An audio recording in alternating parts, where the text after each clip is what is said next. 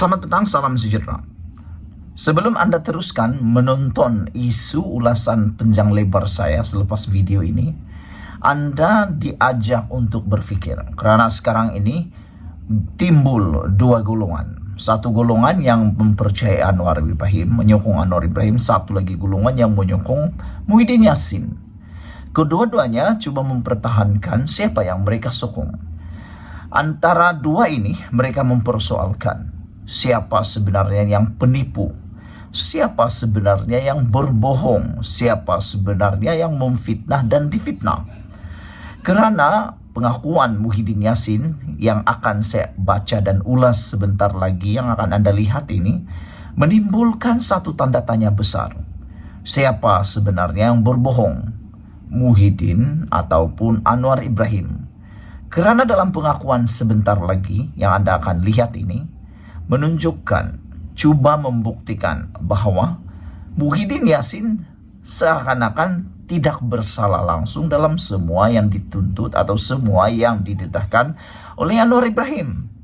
Tapi pada masa yang sama, pengikut-pengikut Anwar Ibrahim ataupun semua netizen yang mengikuti pendedahan demi pendedahan menarik oleh Anwar Ibrahim juga mempersoalkan Muhyiddin ini cakap betul-betul yang benar jujurkah, atau sebenarnya hanya menyampaikan apa yang dibolehkan oleh pihak SPRM.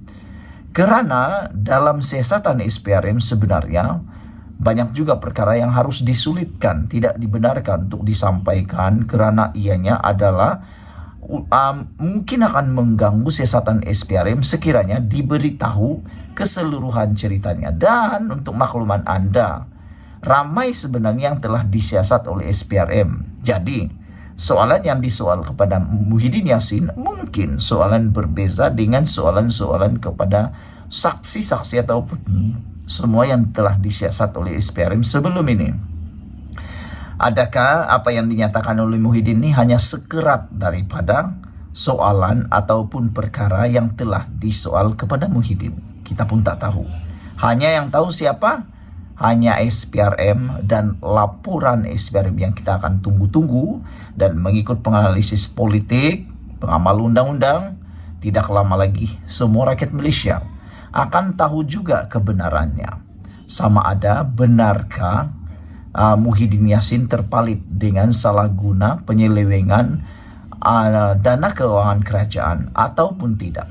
Kita pun tak dapat pastikan.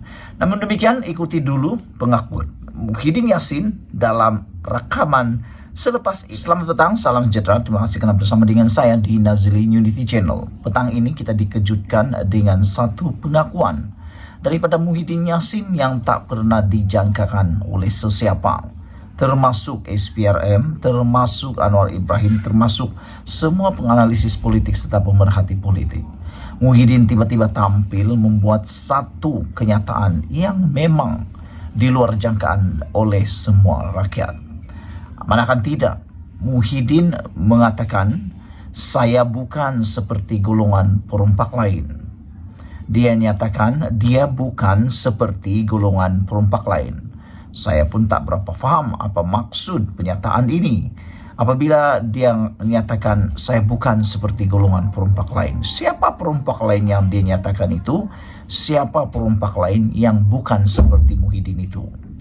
Selepas disoal siasat oleh SPRM, bekas Perdana Menteri Muhyiddin Yassin menegaskan dia bukan seperti golongan perompak lain.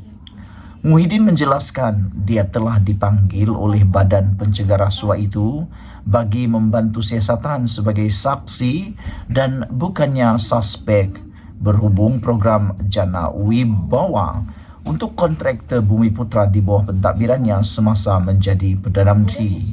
Dia menegaskan bahawa pegawai penyiasat SPRM tidak menyoalnya berhubung dakwaan Perdana Menteri Anwar Ibrahim bahawa pentadbirannya telah menyalahgunakan berbilion ringgit. Tak ada soalan dengan RM600 bilion. Langsung tak tanya saya, RM530 bilion atau RM86 bilion atau RM4,5 bilion yang didakwa telah diseleweng jelasnya. Muhyiddin berkata demikian pada sidang media selepas melancarkan kempen derma darah di Mid Valley Mega Mall di Kuala Lumpur pagi tadi. Saya terpanggil untuk memberi kenyataan mengenai Jana Wibawa. Jana Wibawa ialah projek yang diusahakan MOF, Kementerian Kewangan, yang dicadangkan oleh Menteri Kewangan ketika itu, Tengku Zafrul Abdul Aziz. Waktu itu saya setuju. Waktu COVID-19 antara paling terkesan ialah kontraktor. Saya menjelaskan kepada SPRM bahawa hanya Kementerian Kewangan mempunyai kuasa untuk meluluskan dan memilih syarikat tersebut. Manakala pejabat Perdana Menteri terlibat untuk mencadangkan nama syarikat, kuasa untuk meluluskan bukan dengan PMO.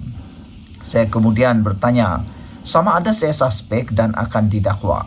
Dia, pegawai SPRM, kata bukan suspek. Suspek maknanya mungkin saya akan dituduh. Cuma saya diminta buat jelaskan hal yang saya jelaskan tadi, katanya lagi.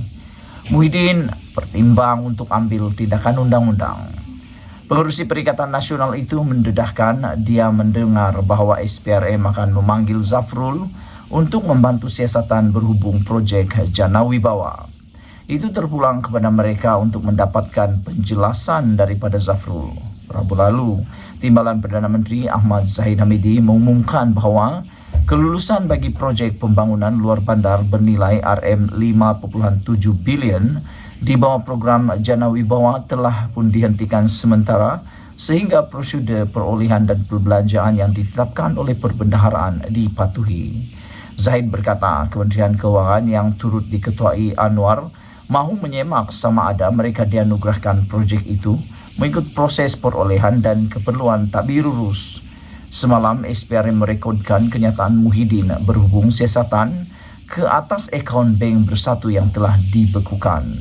Selain Muhyiddin, beberapa pemimpin kanan Bersatu lain juga pernah disoal siasat SPRM sebelum ini.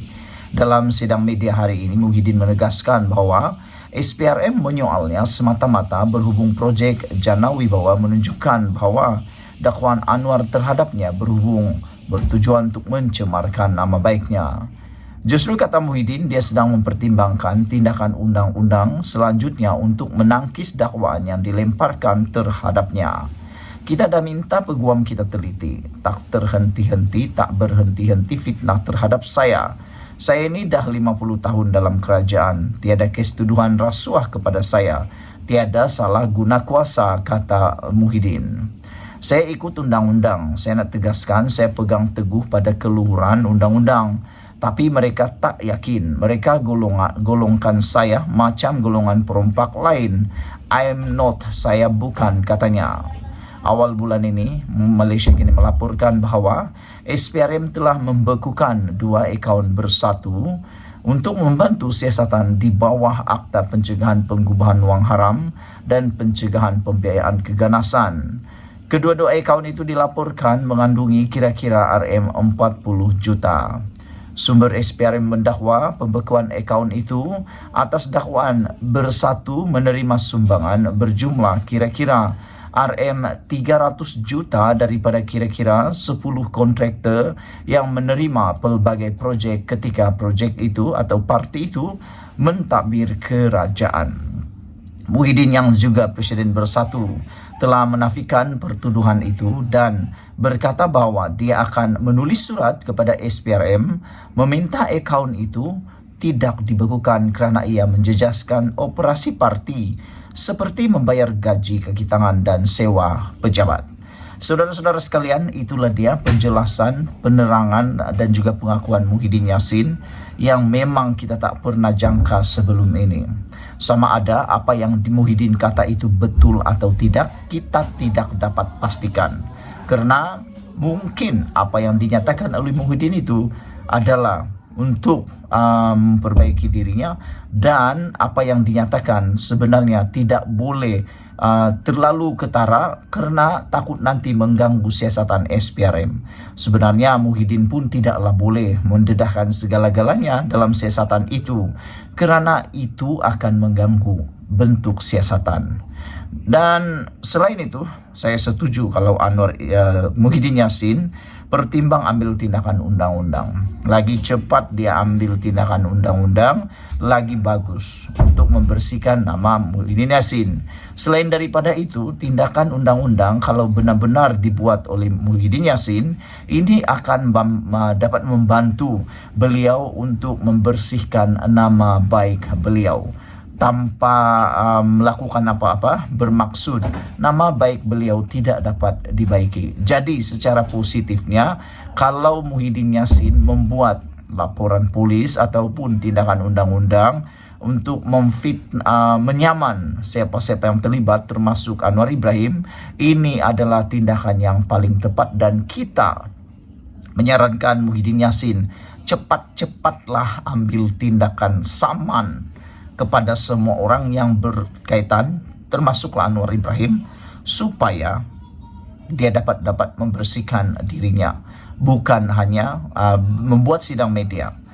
Tapi kita harus ingat, apabila laporan polis dibuat, apabila tindakan saman dibuat, tentulah siasatan akan lebih terperinci dibuat dan segala-galanya akan dibongkar di mahkamah. Itu harus diingat.